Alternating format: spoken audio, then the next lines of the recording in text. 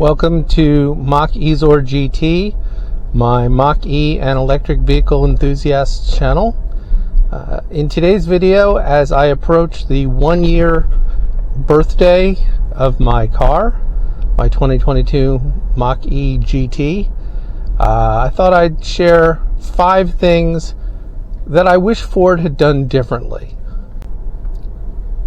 I'm not going to say these are 5 things I hate about my car, as I know is often done by people, because ultimately I don't hate any of them. I'm very, very happy with my car. It has done everything I've asked of it and more, but there are some things that Ford can improve or make different choices for, so this is my particular list after nearly 10,500 miles and a year of ownership.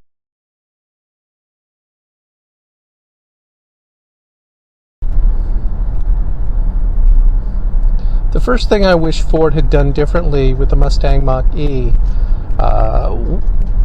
would be to give us a customizable driver's display. Now, thank you to Ford for giving us a driver's display.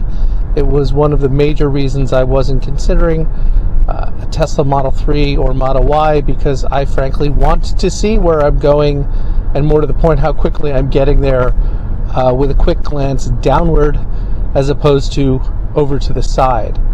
But the display is completely uncustomizable, or almost completely uncustomizable. It does change for drive modes, but I can only see those elements that Ford wants me to see.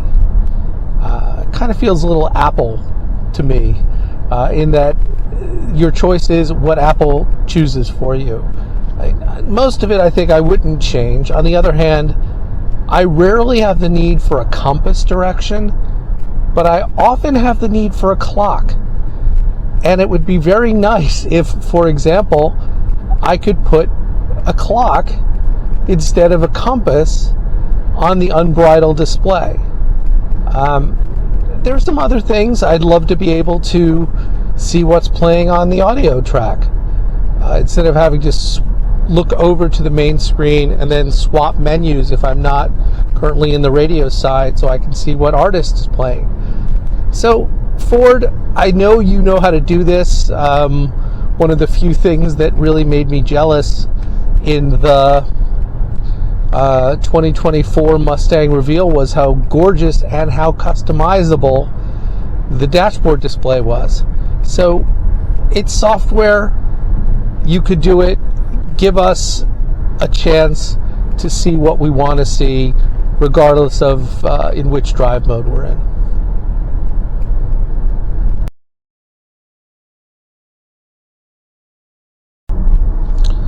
The second thing I wish Ford had done differently, and maybe it will in the future, is access to the tailgate and the frunk. Overall, I think there were a lot of missteps.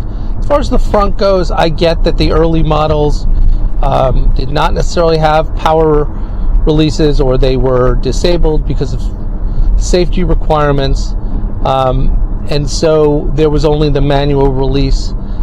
But the fact that those of us who have power frunk releases don't have a key fob button to open the frunk, it's just silly. Especially since, as we've learned, the Lightning key fob, which has both a frunk and a tailgate opening button, is perfectly usable with the Mach-E. You just have to get one and program it, as I've done. But there's really no excuse for Ford not to have given that same key fob to Mach-E owners who had power frunk and power tailgate releases. Maybe there was a modest cost, but ultimately that we have to go and figure this stuff out and pay extra for key fobs to do something that the car just does. It's silly, and it's annoying. I think even more annoying is that, setting aside the frunk release, that there is no physical button to open the rear tailgate for those of us with power tailgates, is just silly. Every car I've ever had that had any kind of power release of its trunk or tailgate, there was a button somewhere in the car, whether on the dashboard or even in the glove compartment in some of my earlier cars, where you could just open the tailgate without having to turn the car on, without having to find a screen. You know, someone's coming up to your car, loading it. You want to be able to just open it for them, and we can't.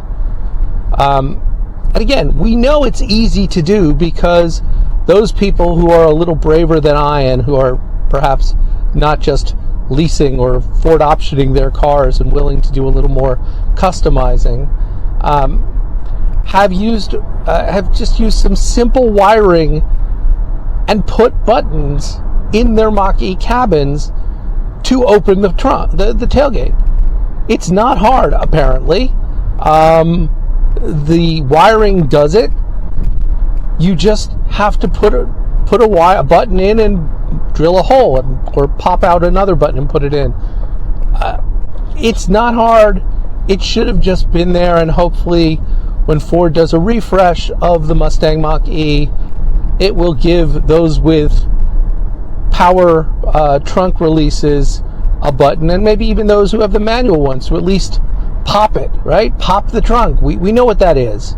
It's an old-fashioned phrase, but it's something I want to be able to do without having the car on and to go to screens. It is such a basic command. It should have a button.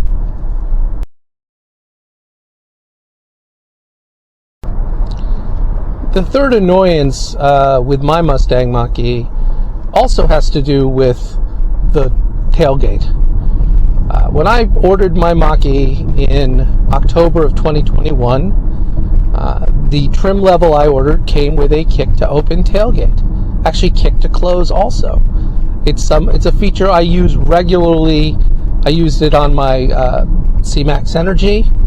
I was stunned when I got my Chrysler Pacifica hybrid minivan that there was a kick to open, but it didn't close with the same kick. I actually had to read that in the manual because I kept kicking to close as I was used to. It didn't work. I was looking forward to having it in the Mach-E. And then, okay, so Ford said in just the week that my Mach-E went to build, in January of 2022, that due to supply chain issues, there were chips or something that they couldn't get, and that they were going to remove that feature from cars that were supposed to get it, mine included. You know what? It was annoying. But I understood it. We were just, in the midst of the later stages of the COVID pandemic. Supply chain issues were real. And I accepted that. I didn't even worry so much about the price not having been dropped as a result. That said, again, thanks to some very brave and creative people in places like the Mach-E Owners Forum,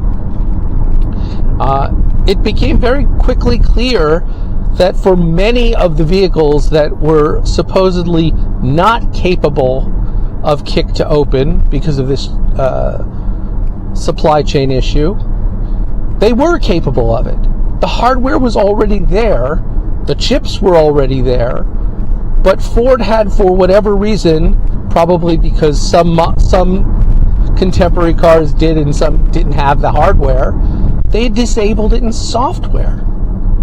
And all people, again, braver people with access to the ForceScan software tool needed to do was change a couple of parameters, and suddenly they had kick to open tailgates like they were expecting. Now, I don't know if I do. I suspect I do because mine was a very early build in that you don't have enough chips. It had already begun construction. So I suspect I do. I have not modified my car through software, again, because I'm not sure if ultimately I'll be keeping it or turning it back. But to know that my car probably can do this feature that I actually really wanted, and that Ford turned it off in software, that's annoying. And it's unnecessary. I get it, Ford. there were cars that didn't have it. But for those of us who do, make it possible for us to activate it either through an over-the-air update, through a dealer update, something other than an unauthorized modification through Forescan. Because we ordered with that feature on the list. Many of us wanted it. If we don't want to use it, we could disable it in the control panel, but I did want to use it, and I can't. And I probably could. That's really annoying.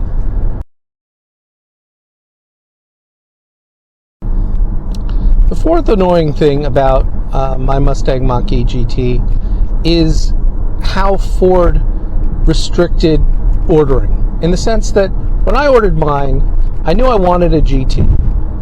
But I didn't want the GT performance wheels because I would have had to have a set of all weathers instead of just the summer tires because of where I live.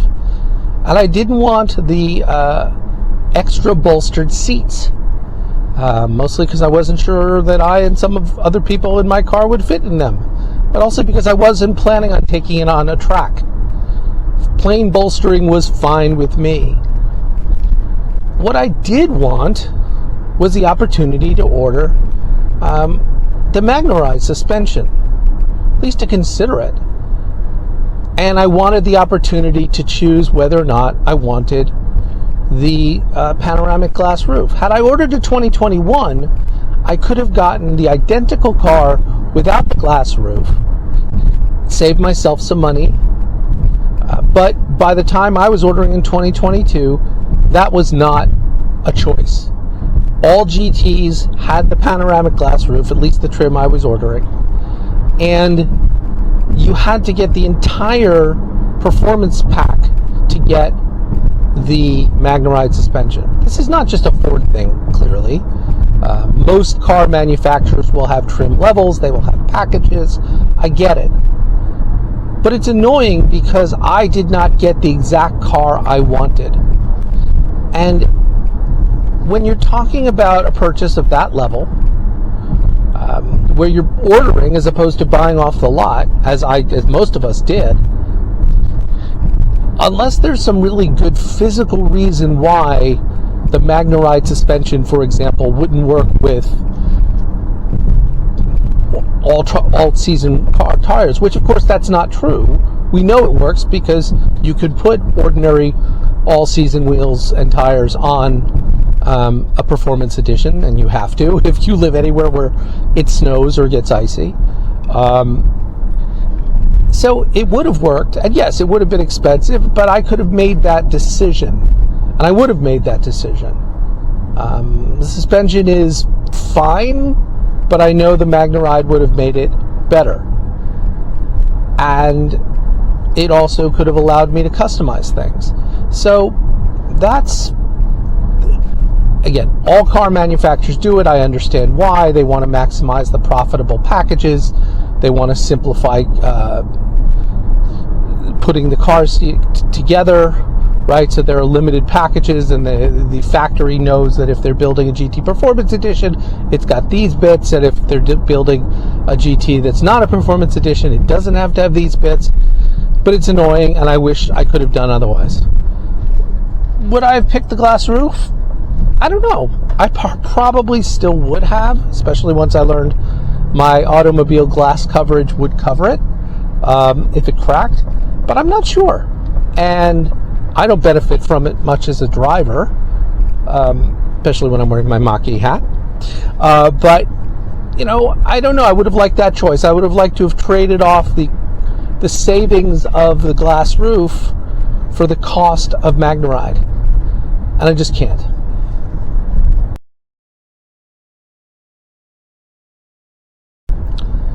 My final annoyance of my Mustang Mach-E has to do with, again, a little bit of a lack of customization, and specifically in the regenerative braking.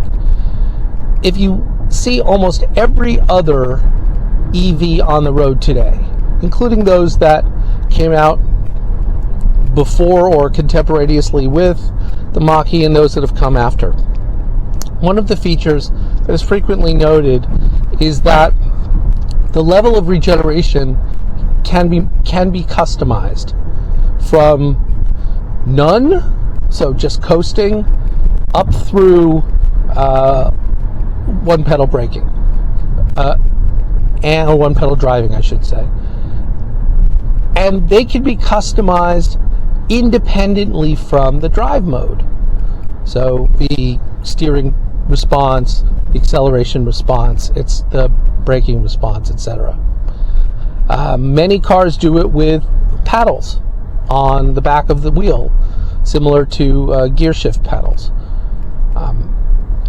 I would really like to be able to customize my Mach-E more than picking a drive mode or putting it into low. But as I understand it, the low setting, or the L setting, Regen, is the same as what I get driving all the time in unbridled.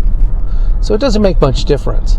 I would like to be able to do more coasting on occasion, especially if I'm on a highway, where I want the acceleration and steering response of unbridled, but I'd rather coast to maximize my range, as opposed to regen. If it's a long flat, you don't get much regen, but you can actually save a lot of power coasting.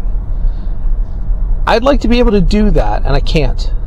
Not in any way that certainly I've figured out, certainly not in any way that's easy to access. And so, as a driver's car, which the Mustang Mach-E was supposed to be, it should give drivers more chance to customize things easily, especially since this is very much a software-defined vehicle. And so much of what we can do is customizable. But go back to what I said earlier in the video, hopefully, that it's customizable in the way that Apple makes things customizable. You could choose X or Y. If you like Z, not so much. And I think Ford missed an opportunity to really highlight the other great driving features of the Mustang Mach-E by limiting the ways that drivers, even if they're not on a track, right, just people using the car the way they want to, who want to have a customized experience, can do so. Give us a fourth mode, Ford. Like many cars do. Give us the 3 drive modes that you have, and then make the 4th custom. It's not hard. Most people won't bother. Those of us who will, though, will really appreciate it. And it's just a software fix.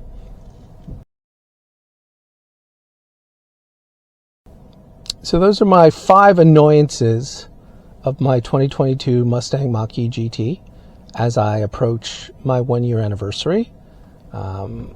If I were Ford, I would be very happy that a driver who is so focused on his or her car only finds those minor annoyances annoying. But on the other hand, I hope that Ford's listening, because those of us who are fans of the Mach-E, who spend our time online correcting misinformation, go to events, as I do, show the car off, talk about it, we are the ones that can tell you how to make it that much better, that much more competitive in an increasingly competitive market.